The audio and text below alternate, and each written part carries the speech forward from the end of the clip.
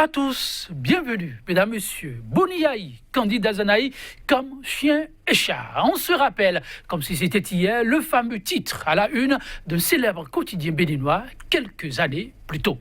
Un titre suffisamment évocateur du degré d'animosité entre les deux hommes. Les passes d'âme avaient en son temps fait craindre le pire, tellement elles étaient d'une virulence exceptionnelle. Mais désormais, tout ceci ne serait plus qu'un vieux souvenir.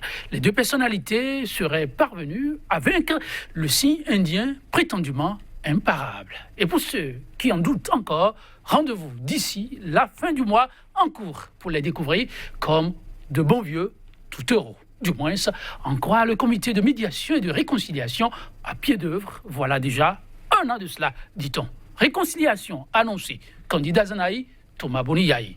De la tragicomédie ou de la réelle politique. Le thème est au menu de votre émission débat du jour.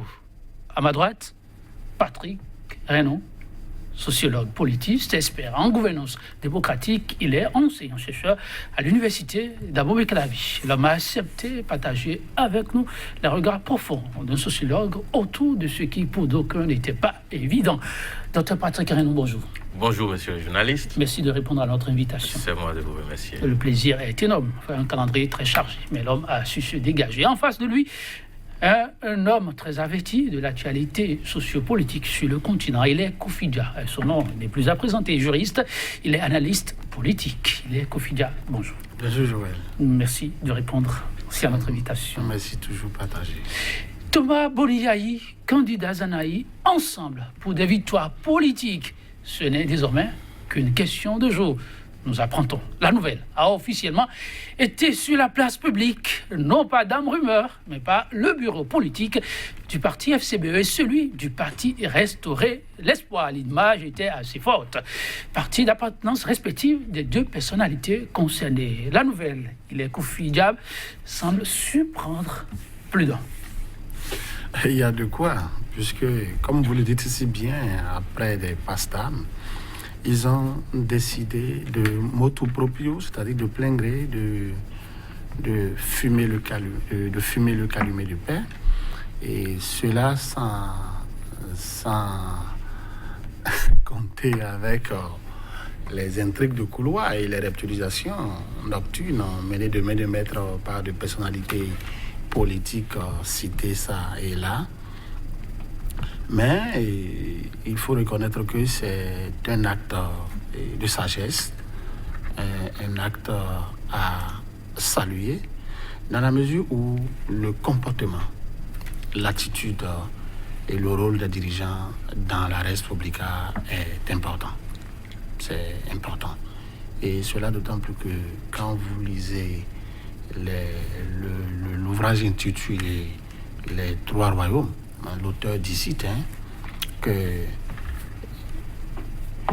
il faut une sagesse authentique et une vertu prononcée pour gagner le respect du peuple. Et ils sont en train de poser là un acte de sagesse, un acte vertueux. Et il s'agit, et donc, c'est-à-dire ici et maintenant, de polier, de se développer. Et je crois que là, ils sont en train de privilégier l'intérêt supérieur de la nation au détriment de leurs égos surdimensionnés qui, par le passé, n'a pas été du tout apprécié par le peuple.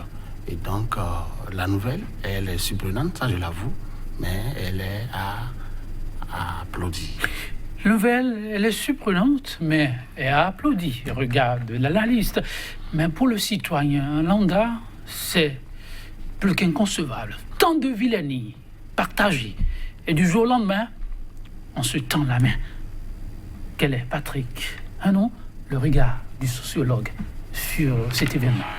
Merci beaucoup pour cette question. Je voudrais simplement rappeler que la réconciliation est un fait social dans notre contexte, dans le contexte qui est le nôtre, en Afrique d'abord et au Bénin en particulier. La réconciliation intervient toujours en cas de crise. Et lorsque vous fouillez, lorsque vous lisez les différents ouvrages écrits sur la sociologie en Afrique, vous vous rendez compte de ce que cette réconciliation, une réconciliation, intervient suite à des différends manifestés où on rappelle des protagonistes pour essayer de laver le linge sale en famille.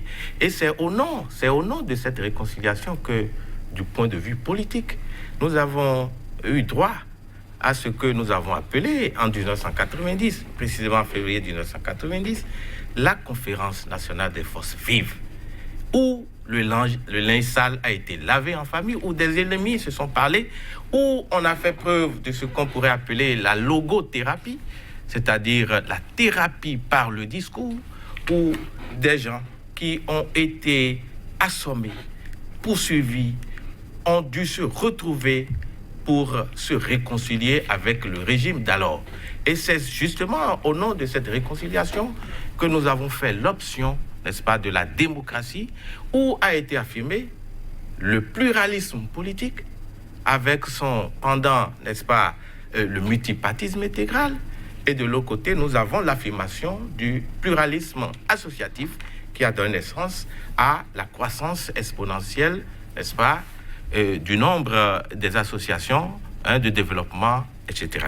Maintenant, pour revenir à la question que vous avez posée, à savoir la réconciliation entre ces deux hommes politiques, entre ces deux personnalités politiques, Azanaï d'un côté, Thomas Boniaï de l'autre, oui, on ne peut pas leur jeter la pierre a priori, parce que cela participe de ce que les Allemands appellent la réalpolitik ou le réalisme politique, parce qu'il faut d'abord savoir... Vous rejetez la thèse de tragicomédie avancée. Oui, parce qu'en réalité, on ne peut pas d'emblée dire qu'il y a comédie, mais on peut se positionner par rapport aux enjeux du moment. Qu'est-ce qui peut amener ces deux hommes Patrick Renon, qu'est-ce qui peut amener ces deux hommes à s'entendre? C'est bien la question que beaucoup se posent, mais avant, ils sont nombreux. Et surtout, cette couche juvénile a s'offusqué fondamentalement par rapport à ce qui a été annoncé. Et là, Kofi Dia, le sociologue, rappelle un peu l'histoire de l'Afrique, mais aussi l'histoire du Bénin en particulier. Faut-il le marteler encore à cette jeunesse qui pense quand même que lorsqu'on en arrive à se lancer des mots au point même de ne pas oublier vos géniteurs, qu'on ne saurait tourner si facilement la page, que c'est bien faisable? C'est vrai qu'a priori, cette réconciliation est spectaculaire, mais elle est loin d'être euphorique. Et pour de jeunes gens ambitieux et pour de jeunes gens animés d'une certaine jugeote, on ne peut pas médire ou désapprécier deux individus ici, hier, diamétralement opposés, et qui choisissent d'accorder leur violon pour une lutte sincère et sérieuse, de se mettre ensemble. Dans la mesure où, lorsque vous regardez un peu dans le rétroviseur, celui qui nous préside aujourd'hui ou celui qui nous dirige aujourd'hui, il a été rapporté par ces deux individus, Yahi Boni et Candide Azanaï, sont ceux qui ont fabriqué le président de la République. Et les seules personnes qui peuvent encore le faire partie, ce sont ces deux-là. Et c'est là le but poursuivi, le but recherché, et ce que l'on ne dit pas, c'est ce qui pourrait justifier le bien fondé de cette réconciliation. Mais avant ça, et les uns et les autres ont constaté que ensemble nous sommes plus forts. Parce que lorsque vous fouillez la poubelle politique béninoise, c'est sous le règne de Yahi qu'on a entendu beaucoup parler de Talon. Mais qui nous a servi sur un plateau dans Talon? C'est Candide Azanaï. Et donc, cette relation ne va pas plaire au chef et elle va faire beaucoup de bien. À la mesure où je vous ai dit tout à l'heure que c'est intéressant de regarder avec les yeux de poisson vivant le comportement, l'attitude des dirigeants, surtout des politiques. Ce n'est jamais anodin. Donc des facteurs liés. En attendant de revenir sur ces facteurs, donc des questions d'enjeux, d'opportunités, nous allons, chers invités, avec votre permission, suivre la substance du message porté par le porte-parole circonstanciel du comité de médiation et de réconciliation, la régie. Nous vous avons invité afin de vous faire part du niveau d'avancement des négociations que nous menons depuis bientôt 1 an et demi pour rapprocher l'ancien président de la République, son Excellence Boni Yayi, le président d'honneur de Force Cori pour un Bénin émergent et le président du parti Restaurer l'Espoir, l'ancien ministre, M. Candide Azanaï. Le peuple souhaite que l'intérêt supérieur de la nation soit priorisé en toutes circonstances. Aujourd'hui, de l'eau a coulé sous les ponts et notre pays est de nouveau à la croisée des chemins. Pour ceux qui ont mené les démarches, il est donc temps que les deux personnalités se rencontrent et prennent langue.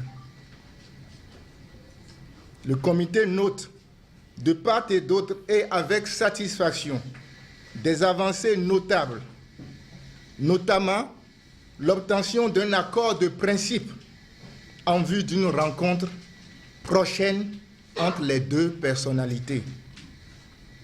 Le format, le lieu, le jour et le protocole concernant la concrétisation de cet agenda vous seront communiqués dans le courant de ce mois.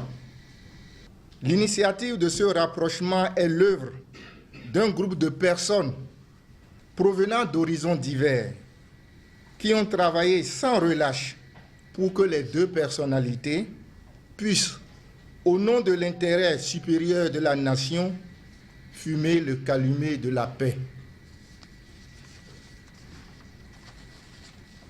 C'est aussi le lieu de rendre un vibrant hommage au regretté roi d'Abomey, Sa Majesté Djalaï Agoliago, paix à son âme, grand ami des deux personnalités qui a joué un grand rôle. D'autres éminentes personnalités religieuses et politiques à qui nous rendons également ici hommage ont pris une part active à l'aboutissement heureux de cette initiative. En somme, on peut dire une réconciliation plutôt pensée, travaillée, de longue date. Patrick Renaud, assez d'éléments d'appréciation de la situation. Oui, merci beaucoup. En fait, la nécessité de fumer le calumet de la paix qui s'est exprimé et entre les deux hommes n'est pas né ex nihilo. C'est justement pour ces raisons qu'il faut se poser la question de savoir à quel contexte avons-nous affaire. D'abord, il faut rechercher le contexte. La réconciliation n'est pas intervenue des années plus tôt ou des mois plus tôt. Nous sommes dans le cadre de la préparation des élections législatives. Il faut maintenant chercher à connaître les acteurs. Qui sont-ils? Nous avons d'un côté Yayi Boni, l'ancien président, qui a eu à côtoyer, n'est-ce pas, Azanaï, Candide Azanaï. Les deux se connaissent parfaitement. Et de l'autre côté, parce qu'eux, ils constituent des acteurs directs, mais au même moment, il y a des acteurs indirects. Les acteurs indirects, c'est toute la médiation. C'est toute la médiation. Mais au-delà de tout ça, on doit chercher à connaître, au-delà même du contexte, comme je l'ai dit, il faut chercher à connaître les enjeux du moment. Les enjeux, c'est la préparation des élections. Et donc, comment faire pour constituer un bloc pouvant faire peur, finalement, au pouvoir en place? Parce que Candide Azanaï a flirté à la fois avec Boni Yayi et avec, n'est-ce pas, l'actuel président de la République, le président Talon, Patrice Talon. Et donc, c'est un peu comme si les minorités s'attirent pour constituer une force politique. Mais là où il faut mettre en relief un enjeu majeur, c'est que c'est la suite qui nous donnera raison pour voir si ce sont des alliances entre griffes qui vont se constituer, un peu comme pour parler à la manière donc, de Maurice Duverger. Est-ce que nous avons affaire à des alliances, n'est-ce pas, de création électorale ou parlementaire, tout simplement, ou si nous avons affaire à des alliances, à des jeux de réconciliation qui puissent durer dans le temps. En tout cas, par rapport à ça, je donne ma langue au chat pour dire que ce n'est pas évident que cela puisse résister, n'est-ce pas, à l'usure du temps. Donc, tout est question du contexte, comme vous le dites. Mais avant de revenir sur les aspects du contexte, j'ai laissé exprès Patrick Renou poursuivre dans le développement. Alassane Tigri, dans son intervention, a sorti un mot, le peuple, et ses ambitions actuelles. Quelle valeur peut-on donner à cette allégation dans ce qui, aujourd'hui, est l'événement du moment et qui pourra impacter, comme le dit Patrice Renou, les prochaines joutes électorales? L'ancien ministre Alassane Tigri est un stratège politique. Le peuple, sans la politique, n'est pas concevable. Et le peuple,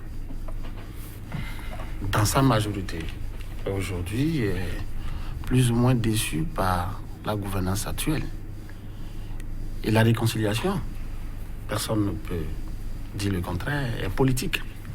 À la mesure où, lorsque vous présidez une république, il faut m'excuser parce que moi, je prends les deux,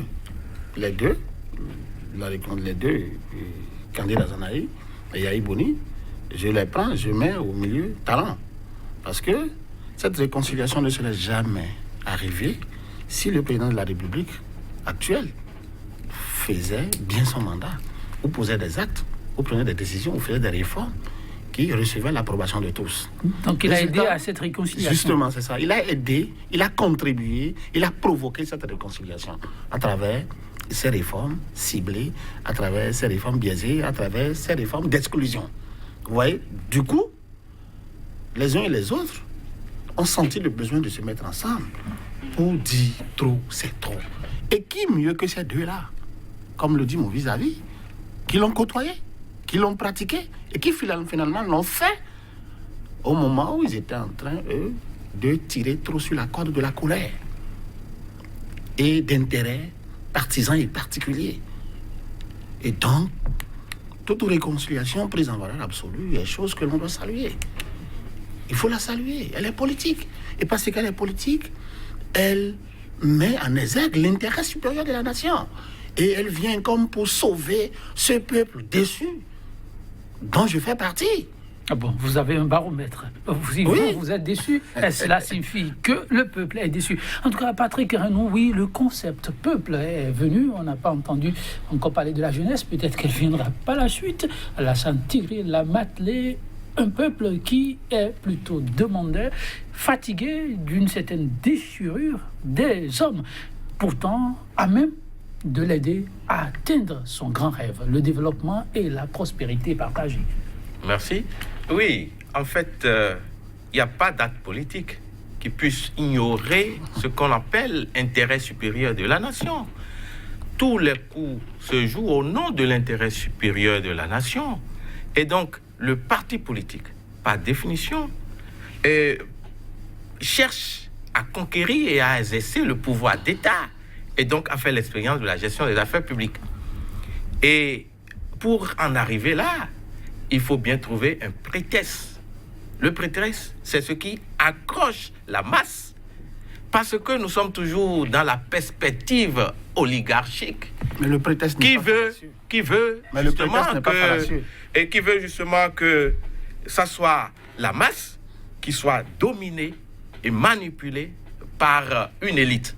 Et les deux hommes, quelle que soit la lecture qu'on fera de leur personnalité, s'inscrivent dans la dynamique de conquête de pouvoir.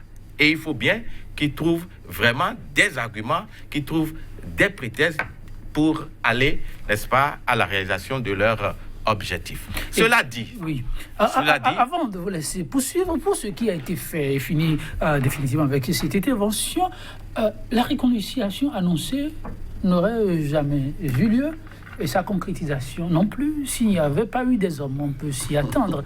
Mais là, un silence radio sur ces personnalités, on sait qu'elles sont politiques, on sait qu'elles sont religieuses. Mais un nom nous a été toutefois donné. Il s'agit du très respecté, vénérable et désormais de l'autre monde, le roi Tidjaraï Agouliarbou.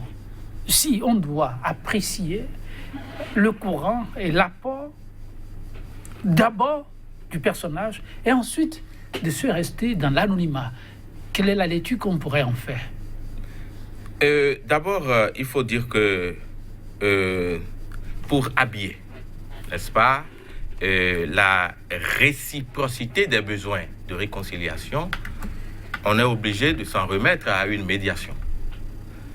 Et qu'elle soit réelle ou fictive. Mais dans le cas de figure, on a cité des noms. C'est vrai que ces personnalités sont entrées en scène à partir du moment où elles ont constaté par elles-mêmes que les besoins d'aller à la réconciliation sont exprimés de part et d'autre. Aujourd'hui, Yahi Boni a intérêt à aller avec des gens, dont Candide Azanahi. Candide Azanahi, qui vraiment qui s'est retiré, n'est-ce pas, du pouvoir en place, estime, face aux échéances en vue, qu'il faut vraiment se trouver des alliés. Et le président Thomas Boni Yahi n'est pas des moindres.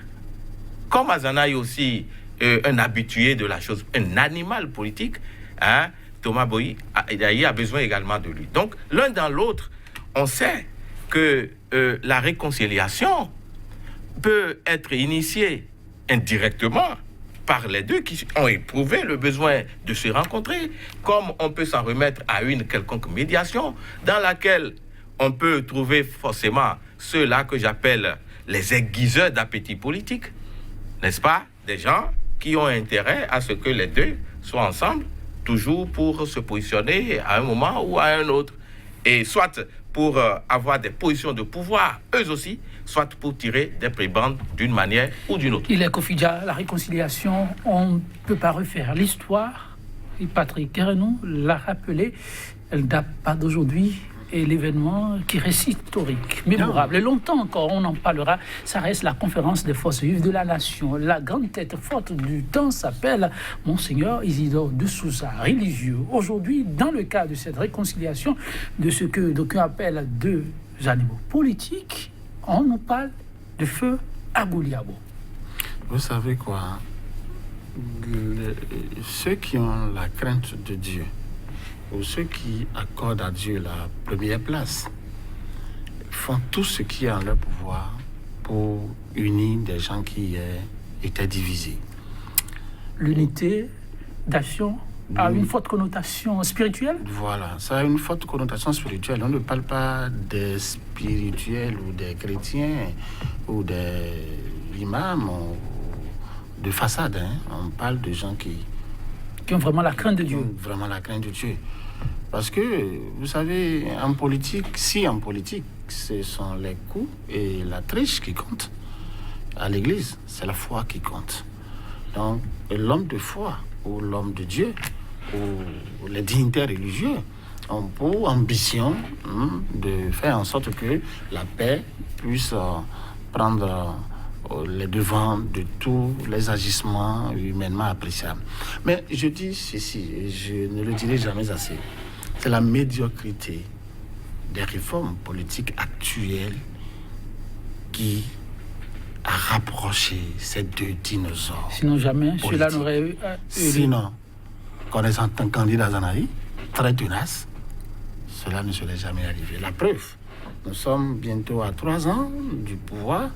Les intrigues de couloir pour réunir les deux ont commencé il y a un an et demi, et on nous dit que le lieu, le timing, le moment, l'endroit, tout ça là seront définis pour enfin une rencontre.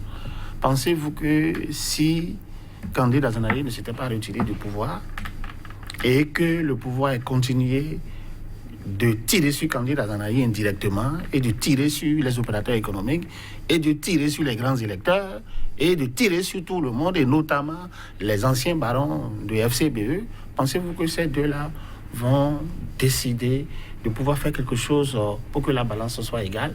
Et cela dit, j'ajouterai que la réconciliation, elle est aussi financière. J'avais dit qu'elle est politique, maintenant elle est financière. De quel point de vue? Oui, de ce que pour aujourd'hui ambitionner ou candidater, il faut 250 millions pour le président et 249 millions pour le député. Par conséquent, rassemblons nos forces et faisons en sorte que si cela devrait s'imposer à nous, qu'on ne soit pas en difficulté sur le terrain. Parce que c'est ce qu'il faut déposer, mais il faut aussi débourser aussi pour avoir le peuple avec soi. Parce que le discours sincère, le discours attaché d'idéalisme et autres là, le peuple ne reçoit pas. Le peuple est plus matérialiste qu'idéaliste. Et c'est les hommes politiques qui ont fait porter ce habit-là au peuple. Par conséquent, il faut y aller, il faut y aller, et il faut y aller avec les moyens. Il faut y aller avec les moyens du bord. Oui, Patrick Edouard, vraiment, je voudrais saisir cette balle au bond pour dire deux choses. Premièrement, faire observer que on doit chercher à connaître la nature de la personnalité politique qu'est Candide Azanaï. Oui.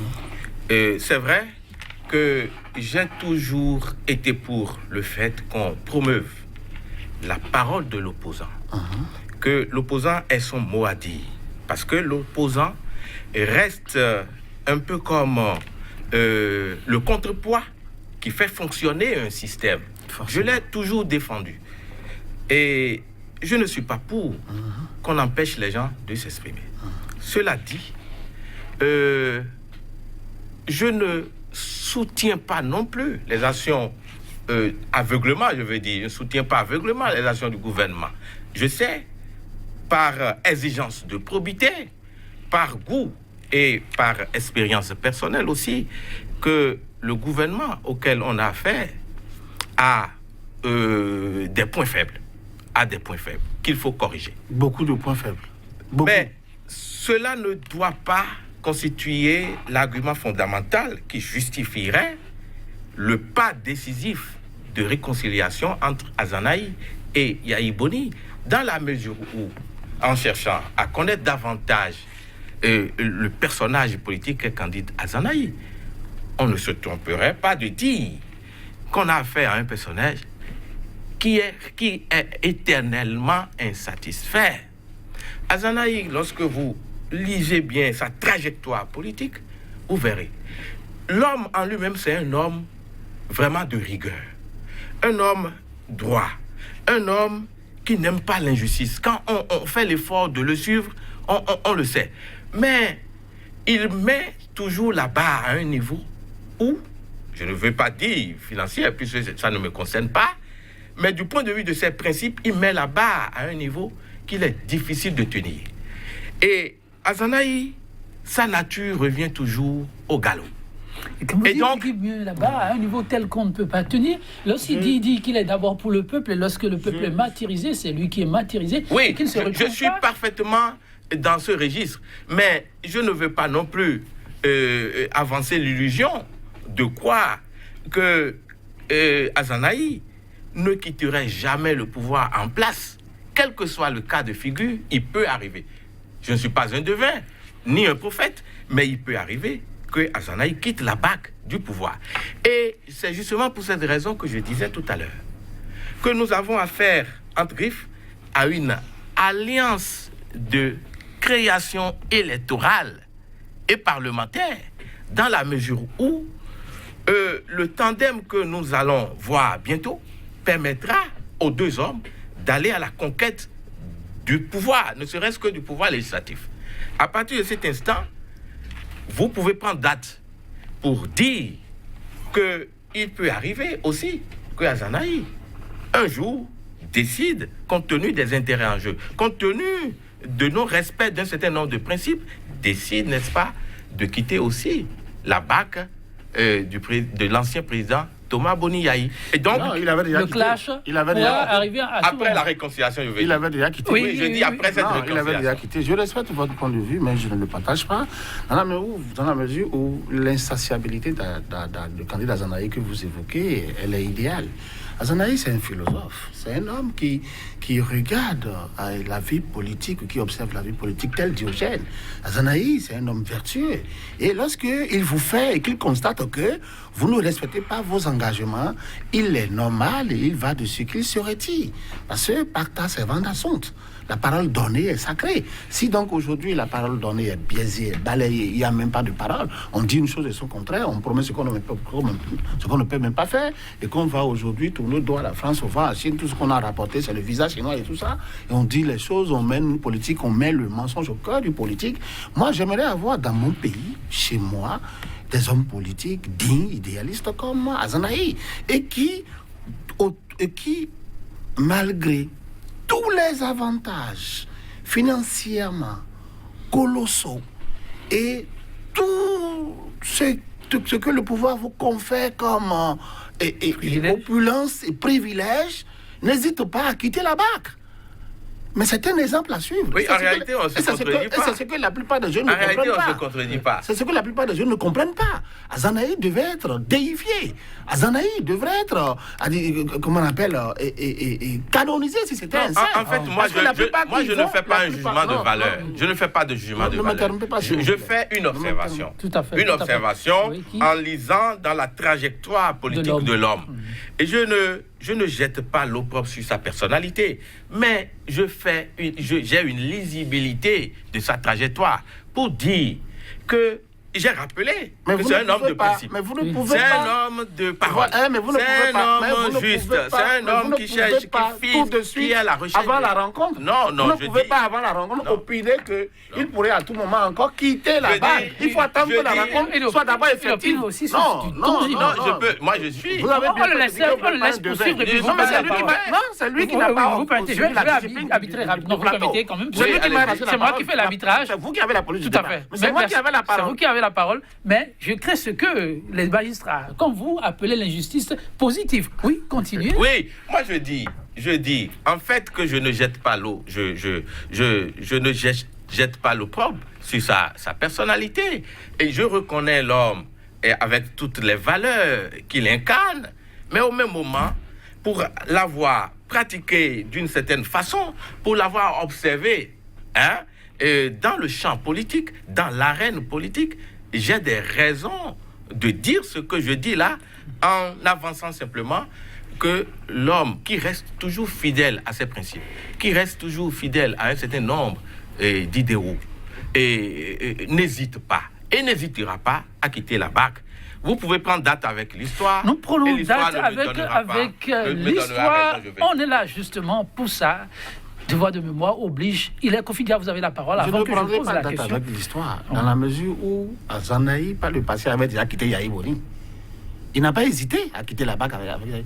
Donc si aujourd'hui il décide de s'allier avec ce dernier, je crois que c'est Yahi Boni qui doit revoir sa copie.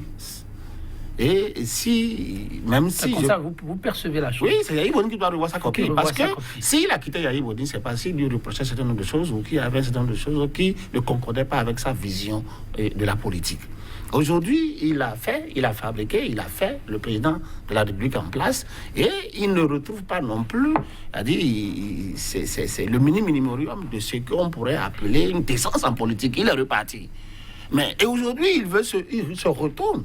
C'est ce que justement les Béninois n'apprécient pas. Cet animal politique qui, à chaque fois, propose des hommes qui, malheureusement, ne répondent pas à ses aspirations et qui reculent. Et ils ont l'habitude de négativer la chose alors qu'ils doivent l'applaudir. Il finira par trouver. Malheureusement, non pas. Est-ce qu'il finira par trouver celui qu'il faut? Il finira par le trouver. Il finira par le trouver parce qu'il n'abandonne pas. C'est un homme qui n'abandonne rien du tout. Il finira par le trouver. La preuve. Qui pourrait entendre parler de l'honorable Guy Mitopé si ce n'est pas le politique comme Azanaï qui l'a fait? Combien d'hommes politiques ont révélé ou qui ont amené des jeunes comme Guy Mitopé? Je vous avais dit la dernière fois sur le plateau que si on avait 30 Guy Mitopé à l'Assemblée, les choses se passeraient autrement. Mais si aujourd'hui on entend parler de ce jeune qui constitue une fierté, pour moi en tout cas, ou qui me représente en tant que jeune dont je suis fier, c'est grâce à Azanaï. Combien d'hommes politiques de ce pays-là qui ont le pédigré ou le parcours d'Azanaï ont déjà fait des jeunes comme ça, qui ont été les suppléants? Combien? Donc il y a Non, du en travail. fait, non, Il y a du travail. Oui, on va évoluer. C'est une débat. Non, c'est Le Patrick Renaud, s'il vous plaît, je repositionne. Il faut de ces ouvertures pour permettre à nos téléspectateurs aussi d'avoir ce qui n'était pas prévisible à travers ce qui est annoncé comme réconciliation. Patrick Renaud, l'autre question qui reste une question de taille, c'est qu'est-ce que pourrait bien donner une union comme celle-là pour les prochaines joutes électorales? Très bien. En réalité, Azanaï est un animal politique, comme on l'a souvent rappelé. De l'autre côté, nous savons les ambitions qui sont celles de l'ancien président de la République, et je veux parler de Thomas Boni Yayi. En réalité, les deux ne vont pas s'unir pour faire piètre figure. Les deux, en tout cas, si on doit suivre les motivations politiques qui pourraient être à la base de cette réconciliation, c'est que on a des enjeux, on a des échéances, on doit se donner la main, on doit ratisser l'âge pour finalement s'imposer et peser de tout son poids sur l'échiquier politique. Et c'est l'objectif qui est visé. Il peut être atteint comme il peut ne pas être atteint. Là n'est pas encore la question. La question, c'est qu'on se mette au moins dans l'illusion que l'objectif sera atteint et qu'on prenne les dispositions pour que cet objectif-là soit réellement atteint. Et c'est ce que nous constatons au niveau donc de ces deux hommes qui ont éprouvé le besoin de se donner la main pour vraiment peser dans la balance. Parce que sinon, autant pour moi, parce que sinon, ils laisseraient le chemin, le champ libre à d'autres qui l'occuperont. Oui, et c'est justement ce qu'ils ne veulent pas entendre de cette oreille. De l'opposition, on l'a toujours dit, amorphe, et serait-ce un réveil, une question, mais qui appelle l'autre posée à Patrick Renaud, quelle pourrait être la portée d'une telle réconciliation, politiquement parlant? Non, les réalités politiques actuelles appellent ou justifient la nécessité d'une telle réconciliation.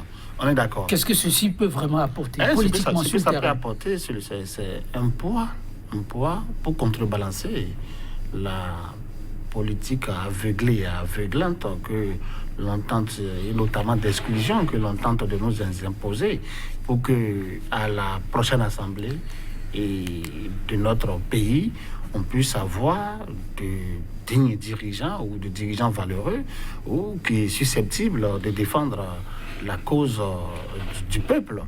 Les Kofidia, vous avez constaté depuis un certain temps, avec le silence du candidat Azanaï, la mouvance est présente sur le terrain subtilement, soit pour des raisons d'électricité, soit pour l'asphaltage et autres. Ça bouge beaucoup. Vous voyez un certain candidat Azanaï retrouver encore son fief comme hier. Lorsque vous avez choisi de restaurer l'espoir à la jeunesse, et lorsque vous vous faites accompagner par un jeune aussi brillant dont je parle et que vous avez trouvé que déplace le débat, et lorsque vous avez les mots pour exprimer vos idées, lorsque vous avez les mots pour faire toucher du doigt à cette jeune population, votre idéal politique, l'ambition que vous avez et votre rêve de voir ce pays ou cette république enfin booster le développement, lorsque vous avez l'humilité d'avouer que vous vous êtes trompé par 2 fois et que le premier sur lequel vous vous êtes trompé a voulu que vous vous mettez aujourd'hui ensemble, c'est forcément pour renverser quelqu'un ou pour faire quelque chose de très potable. Et les enjeux politiques aujourd'hui, si ces deux-là ne se mettaient pas ensemble, alors là, on se trouverait dans un système où le pouvoir en place risquerait d'écraser tout. Et si on a commencé par ventiler l'asphaltage, l'électrification, et ça et là, c'est des débuts d'action pour convaincre. Mais je crois que, comme il est dit, c'est des animaux politiques redoutables, ceux dont nous parlons, et qui connaissent l'ami d'en face, je ne dirais pas d'ennemi, l'ami d'en face, et qui savent quels moyens utiliser pour obtenir les résultats recherchés. Ce qui est sûr, moi je ne voudrais plus dans mon pays des hommes qui sont entrés en politique par effraction. Je n'en veux plus. Ce qui est sûr, je ne voudrais plus avoir dans mon pays préconise aussi des le hommes code électoral qui viennent en réalité marchander la confiance que leur a accordé le peuple. Je voudrais avoir des hommes politiques qui puissent défendre l'intérêt uniquement du peuple. Et ce dont on parle, vous le voyez dans cette posture. Non, ce dont on parle. S'ils corrigent leur copie, s'ils revoient leur copie, et c'est ce que je pense qu'ils veulent faire, on pourrait les accompagner. Vous voyez, moi, je n'ai pas de préférence politique. Comme vous l'aurez constaté, je n'ai pas de préférence. Moi, je suis un analyste, je suis un observateur averti donc de la chose politique. Je voudrais quand même faire observer aussi que dans tout pays, en tout cas sous nos cieux en Afrique, l'exécutif, le pouvoir exécutif a toujours une certaine longueur d'avance. Parce que c'est quand même l'exécutif. C'est la présence de l'exécutif, la présence constante à une... Non, je dis, ne serait-ce que dans l'utilisation des moyens de l'État, etc. Mais ça ne veut pas dire... Non, je n'encourage pas. Je dis, j'observe et je fais observer qu'il y a cet usage. C'est une longueur d'avance frauduleuse. Non, je dis... C'est une longueur d'avance frauduleuse. Oui, mais je dis, est-ce que vous pouvez m'attendre? Elle est quand même. Vous pouvez on a plus que 3 minutes. Oui, merci beaucoup. Mais au-delà de cette présence, cela ne veut pas dire que... J'ai laissé entendre tout à l'heure que la parole de l'opposant doit être respectée. Cela ne veut pas dire que l'opposition va échouer. Je ne veux pas prédire de l'échec de Candide Azanaï et de Yahya Boni. Non, ce n'est pas là mon rôle. Mon rôle, c'est de faire constater que s'ils savent bien, qu'ils savent manager, s'ils savent aller à la rencontre de l'électorat, s'ils savent tenir un discours qui puisse convaincre à leur électorat, ils se feront élire, pourquoi pas. Et donc, moi, je ne suis pas là pour prédire de l'échec comme du succès, de celui ou de tout est jouable. Non, tout est jouable. Alors, parce que c'est à chance égale, de mon point de vue. Seulement que le pouvoir en place détient des moyens de l'État, va régulièrement à la conquête, donc à la rencontre des populations, prétexte, n'est-ce pas, de l'inauguration de ceci ou de cela, etc., et se rend plus visible, mais il revient à l'opposition, vraiment de s'armer et d'être aussi présente et de contrebalancer certaines choses pour que la démocratie puisse avoir son mot à dire dans le contexte qui est le nôtre. Merci Patrick. Face à l'exigence aux exigences, parce qu'il y en a plusieurs, du nouveau code électoral, voyez-vous l'opposition en train de prendre la mesure du défi qui est en vue? Oui, je ne veux pas croire que tous ceux-là qui animent l'opposition vont perdre de vue les enjeux du moment. À partir du moment où le nouveau code est voté et qu'ils ont pris connaissance du contenu, de son contenu, ils vont s'arranger, n'est-ce pas, pour trouver les moyens à leur portée afin de contrebalancer la parole gouvernementale sur le terrain et dans l'une. Et c'est de cela qu'il s'agit. S'ils s'organisent bien, pourquoi pas, puisque l'opposition a aussi son mot à dire dans le contexte de démocratie. Face au défi, l'opposition arrive-t-il déjà, à votre entendement, à s'approprier les enjeux, exigences, surtout de ce nouveau code, et rester en harmonie avec les défis qui s'annoncent? À parler sans fin, le nouveau code appelle une nouvelle stratégie de l'opposition. Et l'opposition béninoise n'ira pas en rang dispersé. L'opposition, d'un côté, on a un bloc progressiste auquel adhèrent ceux qui désirent aller à la mangeoire. Et de l'autre côté, on a des unions, des réconciliations qui se font pour que le poids puisse être nivelé. Et comme il le dit bien, il faudrait qu'on agisse parce qu'on cesse de réagir et de réagir comme des pantins sous l'influence de ceux qui nous entourent. Et c'est en cela que, même si ma préférence politique n'est ni Azanaï, ni pour vis-à-vis, n'est ni Azanaï, ni Yahya Boni, j'accompagne quand même. Ni le gouvernement en place. Ni le gouvernement en place. Oui, moi je n'ai pas de préférence. Ni le gouvernement en place. Il faut que ça soit clair. Ni le gouvernement en place. Je suis d'avis que les uns et les autres acceptent de se mettre ensemble pour quand même que la balance puisse être nivelée, quoi. Le Bénin politiquement dans les tout prochains jours, quelle est votre adresse dans ce sens, lecture? Le Bénin politique sera un Bénin dynamique, un Bénin dynamique dans la mesure où les acteurs qui animent la politique ne veulent pas se faire compter l'histoire et veulent peser lourd dans les virages que le pays serait amené à prendre à un moment ou à un autre. Merci à vous, Patrick Renou. 30 secondes. Le Bénin politique, c'est un Bénin qui étonne et étonnera toujours. Merci, Hilaire Kofidia. Merci, docteur Patrick Renou. Mesdames, messieurs, un grand merci également à vous pour la présence, car sans vous, vous le savez, nous ne sommes rien. Merci d'avoir été de notre 100% Bénin. Nous allons prendre congé de vous sur cette citation de l'artiste écrivain colombien, je le cite, Gabriel Garcia Marquez. C'est son nom. Une seule minute de réconciliation vaut mieux que toute une vie d'animosité. Mesdames, messieurs, si vous avez des arrières-mères avec l'autre, sachez à des moments donnés lui tendre la main. Ensemble, on est plus fort. À très bientôt.